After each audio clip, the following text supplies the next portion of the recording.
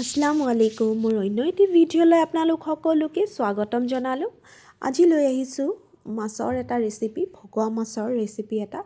আৰু আহক এতিয়া ৰেচিপিটো ষ্টাৰ্ট কৰোঁ।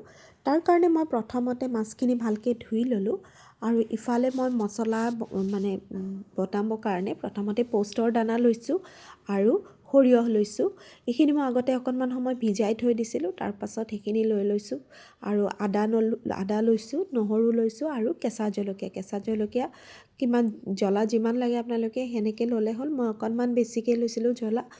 তাৰপাছত মছলাখিনি এইখিনি হৈ গ'ল। ইফালে মই পিঁয়াজ অকণমান পেষ্ট এটা বনাই লৈছোঁ, অকল পিঁয়াজ। আৰু মাছখিনিত নিমখ দিলোঁ, হালধি গুড়ি দিছোঁ। তাৰপাছত এই সৰিয়হৰ পেষ্টটো মাছত দি দিলোঁ। আৰু তাৰপিছত যিখিনি পিঁয়াজ মই পেষ্ট বনাইছিলোঁ সেই পিঁয়াজখিনিও তাত দি দিলোঁ। এই গোটেইখিনি দিয়াৰ পাছত সেইখিনি মই ভালকৈ মিক্স কৰিলোঁ যাতে গোটেই মাছখিনিত এই মছলাখিনি ভালকৈ লাগি যায়। আৰু তাৰপাছত ইফালে মই এটা ষ্টীলৰ বাতি এটা লৈছোঁ আৰু ষ্টীলৰ বাতিটোত প্ৰথমতে তেল অকণমান দি দিছোঁ তলত, মিঠাতেল অকণমান দি দিছোঁ, খুব বেছি নহয় অলপমান। আৰু তেলখিনি চাৰিওফালে ঘূৰাই দিছোঁ যাতে চাৰিওফালে তেলখিনি লাগি যায়। আৰু তাৰপাছত মই তাত এই মছলাখিনি যিখিনি মই কৰি থৈছিলোঁ সেই মছলাই তলত অকণমান দি দিছোঁ।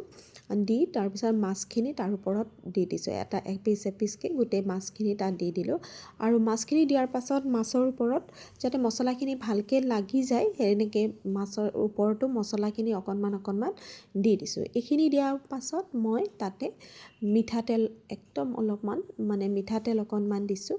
আৰু মিঠাতেলখিনি দিয়াৰ পাছত পানী অকণমান দিছোঁ। সেই বাতিটোত মছলা ৰখা বাতিটোত যিখিনি পানী অকণমান পানী দি পেলাই তাত দি দিছোঁ। বেছি পানী দিয়া নাই, একদম অকণমান পানী দিছোঁ। আৰু শেষত কেঁচা জলকীয়া ফালি তাতে দি দিছোঁ।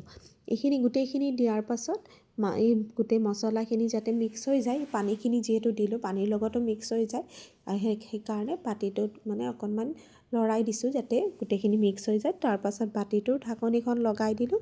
ইফালে মই কেৰাহী এটা গেছত পাতি তাত পানী অকণমান দিছোঁ। পানী কিন্তু খুব বেছি নিদিব, নহ'লে বাতিটোত পানী সোমাই যাব পাৰে। সেইকাৰণে পানীৰ পৰিমাণটো তলত জাষ্ট বাতিটো ভাপটো পাব লাগে আৰু সেইটো দি কেৰাহী ঢাকনিখন লগাই দিলোঁ। আৰু 20 পৰা 25 মিনিটলৈকে মই হাই ফ্লেমত গেছটো ৰাখি দিছোঁ। তাৰপাছত সেইটো বন্ধ কৰি দিলোঁ আৰু ঠাণ্ডা হোৱাৰ পাছত মই এইটো খুলি চাইছোঁ আৰু এয়া দেখিছে মাছখিনি মোৰ পূৰা ৰেডি হৈ গ'ল আৰু দেখিবও ভাল হৈছে।